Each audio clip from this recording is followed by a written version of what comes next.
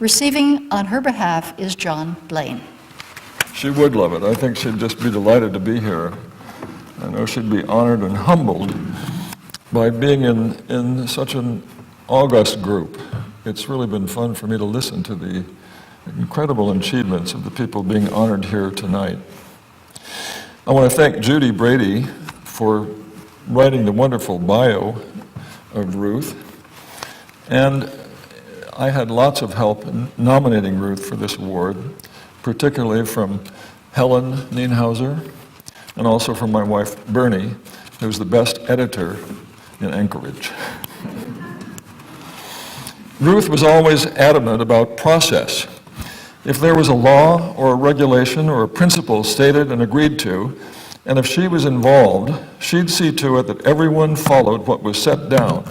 No special favors. That was in her character early on. She got her driver's license when she was 16, and like a lot of teenagers, she was stopped for driving too fast. The cop asked for her license. And when he saw that it was Ruth Moulton, daughter of the judge, he said he'd let her off this time. She fairly exploded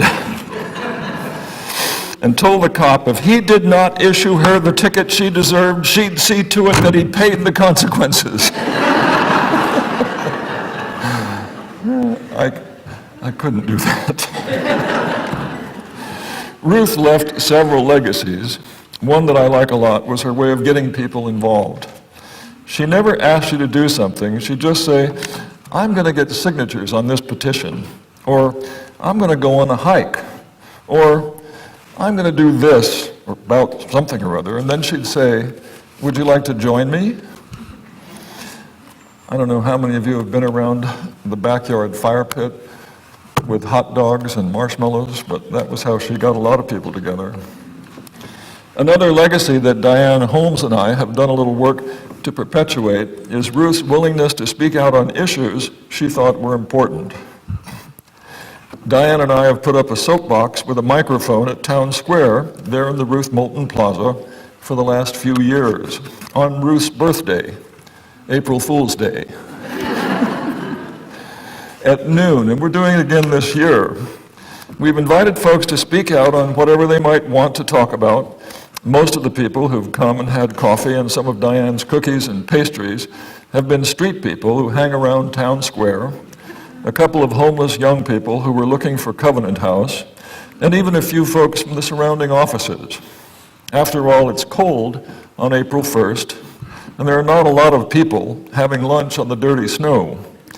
But it feels right to be there, close to that big boulder that quotes Ruth saying about Town Square, quote, if the park is to serve any function to the exclusion of another, that function should be to symbolize that citizens can insist that governmental processes work.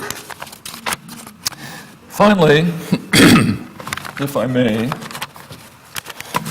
I would like to read a poem that Ruth wrote in 2002 to her friend Louise. It's called To Louise, or Words and Thoughts While on Bar Stools at Club Paris. I was reminded of this poem when you were talking about the founding of the Senior Center and how none of us ever thinks we're going to get there. No closure for my garden, she said. She drank and gave a long, sad sigh. The winter came so fast this year. There was no time to say goodbye. But isn't that the best, I thought, the kindest sort of death? To die in one white, blinding storm, not linger breath to breath. Perennials, she quietly laughed, they're all that makes it livable. Otherwise, the garden's gone, and well, that's unforgivable. I wondered, is that really true? Is rebirth the only salvation? And thought of all the books I'd read about death and life and creation. Cactus, she said, I just bought 10, because they're too tough to kill. And blew money on a shamrock, too, just for the green in the windowsill. I thought of April's melting snows, when frail plants lose their cover, Then I gave it up and made one right call. Bartender, we'll have another.